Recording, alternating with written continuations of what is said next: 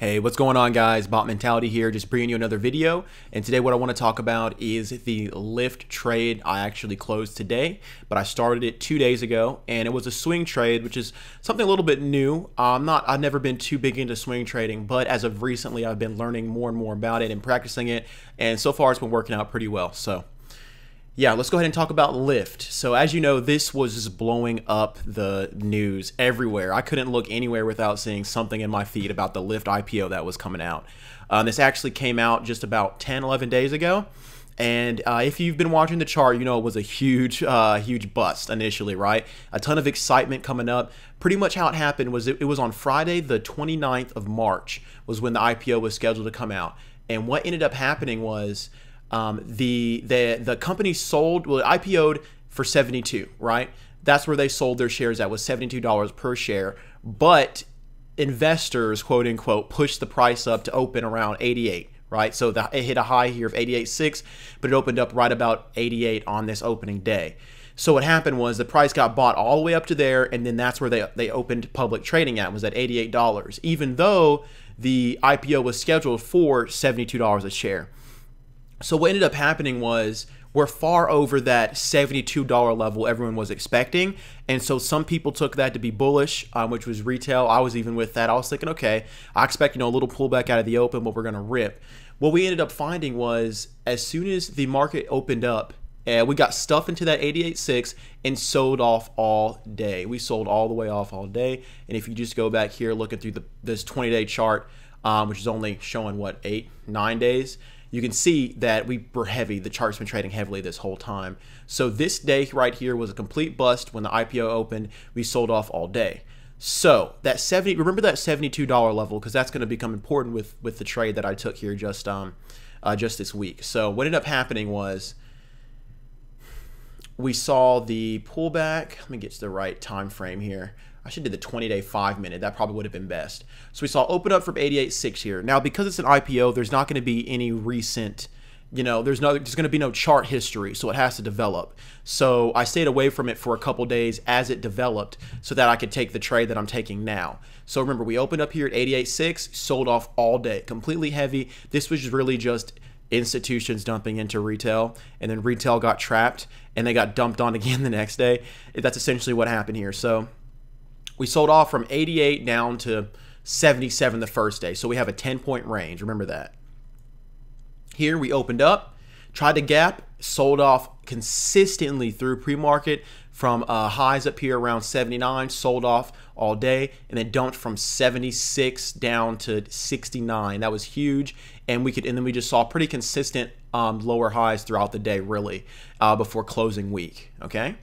So then we had Tuesday. The next day, we saw a push to the open and sort of a consolidation here, almost like a wedge where we had the high and low of the range set. And it looked like we might have gone for a break, but we just couldn't get above that 70 level, and that came into play here in the future. Okay, the next day, let me actually zoom out here a little bit, go to 5 days. I'll go to 10. 10 would probably be better. And then you see how we slowly made our way up. We were able to break through that 70, but it's been trading really heavily. We didn't just dump from here and then bounce back up to where the initially opened that day around 88. Slowly grinding back up, which I'm going to go and let you know this was probably a lot of some more retail coming in and buying it up, but it was being controlled by institutions just selling their shares. It's just most likely happened, or it was just really weak buying pressure. Because check out the volume we had here on the IPO day, and then look at the volume that came after that. It was just getting lower and lower and lower. But slowly we're moving up here into this 75. What's real important about this 75 is I'm real big on the psychological whole and half dollar marks, and that's what you need to watch. So at the 75, I will go ahead and draw that here for you. 75 right here, right about there. Okay. If you'll notice, we got volume come in here when we broke through that 75 initially. Over here on this day, we saw some volume come in, and then slowly we faded off, okay? And now, the main level of resistance I was watching for was $75, even though, because it just recently IPO'd, we really didn't have much to show for it, because the last time we touched 75 was when we broke the second day of trading. But psychological levels, guys, 75 was in everyone's mind. So we had this day where we tested 75 and ended up rejecting it into the close. So what I was looking for was the potential of 75 acting as resistance. Now, I wasn't just going to leap in and just start, shorting it right off the bat or buying puts is what I would be doing. I was waiting to see how it would trade around that level along with the SPY. So what we saw here, the first thing is the market opened up here into the 75. We weren't even able to touch it before turning back right back around and setting down. You see this? We saw a curl here around the 73, curled up, pushed into 75, and then dumped. 75 was my main reference level because this, again, psychological whole $1.5 marks. That's what I'm looking for. One thing to know as well, if you looked here, this low during pre-market here was 65.28. So that was the low of the range. So we had the high set, the low set, and now here's the lower high, right? And when we saw that reject there on the 75 and sell off, that was going to be my entry there for the puts, which it was. I entered there on the 8th, which was Monday. Go back to the 5-day, 5-minute here. And we saw this push up. I bought my puts. The puts I bought were really far out. This was the first IPO I really traded over this sort of time frame. So I wasn't sure how long it would take for us to clear, about 15 points is what I was looking at. I bought the July 19th of 2019, these 60 strike puts, which means I'm going to make the most money, at 60, right?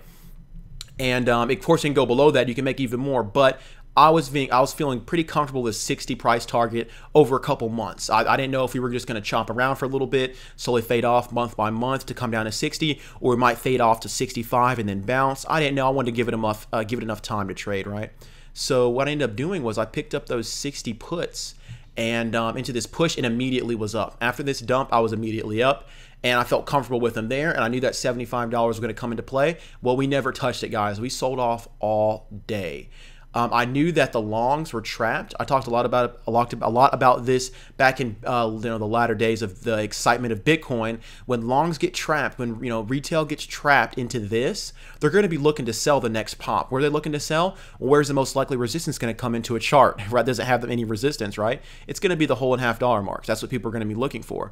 So we saw it heavy up until that point, and it got sold into 75. I took my entry here on the second day when I saw that it was holding pre-market and that opening push couldn't get through it, and then I was up since there. Okay, and I was thinking over the next couple months there is an extremely high probability at least we move 10 points. So we retest, we drop from 75 and come back to retest these lows over here at 65. I was thinking, over the next couple months there's a high probability we retest the lows, if anything just to form a double bottom and move higher, right? Or we test it and break. Either way, I thought that was almost certain, given how limited chart history was here, and I didn't see any reason for anyone to just buy this right back up to the this over 88 range. And remember that $72 a share level? That's what I was thinking of. I was thinking we should fall to maybe hover around that for a few weeks and then continue lower. But here's what actually ended up happening. So that was kind of my thought going into the trade. Just purely technical. I don't know much about the company at all, but I was looking for that 75 to act of resistance. It did. I got my entry here on this day. We sold off all day down here, and then we gapped down, sold off all day again, and that leads into today. So what happened today? At this point, I'm pretty excited because I bought, the price was at 75 bucks when I got my puts. I got the 60 strike puts. They're far out of the money, right? But just in 2 days, we were already 8 points away, right? So we're almost halfway there. And then we saw this today's open, and then immediately we just started dumping out of the open. Here's the 1 day here for you. Immediately, we started just dumping out of the open, and I was just super pumped. I was expecting it to take weeks to get to 60, right? But we hit the 65. We saw brief support here on the double bottom as some people bought, and some people, I'm sure, covered their short positions. And then we just kept dumping, kept dumping. It was absolutely fantastic. So for me, I was expecting to hold this for multiple weeks, and we ended up being able to get out, or we ended up seeing this move happen a lot faster than I anticipated. So I went ahead when the price was at $62, which is right in here, right on this pullback right here. I ended up covering. I ended up buying back my selling my puts, which essentially covered my short position. And I bought 3 of the 60 puts for $3.60 each, so we're $360 each. And then I sold them on this candle here for $660 each. So it was an 83% gain, or made about $900. So that was the move in here in just a couple days. And you'll see here we consolidated for a little bit throughout the day. And then of course, we turned right back around. Let me get back to my, I didn't mean to draw that line. Let me get back here.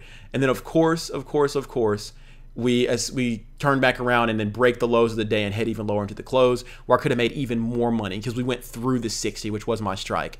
But when I get that quick of a move in such a short time frame, guys, I just take it off.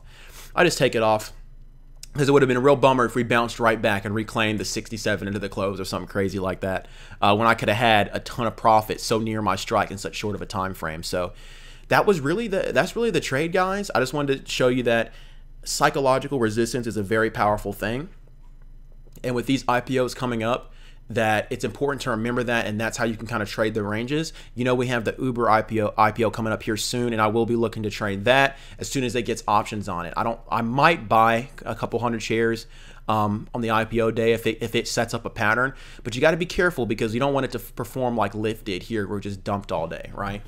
So that's pretty much it. This is a 10-minute long video. I didn't anticipate it to be that long.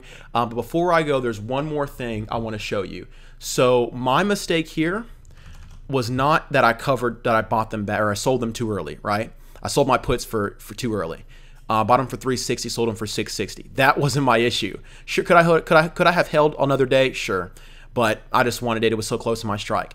I think my mistake was expecting it to take so long to sell off, given how heavy it traded out of the gate and how heavy it was on the way back up and how it rejected that 75. I think I could have either got a little bit more size or chose a shorter time frame. So when you choose a shorter time frame on the options, there's a lot less worth to them because I paid a lot in time value.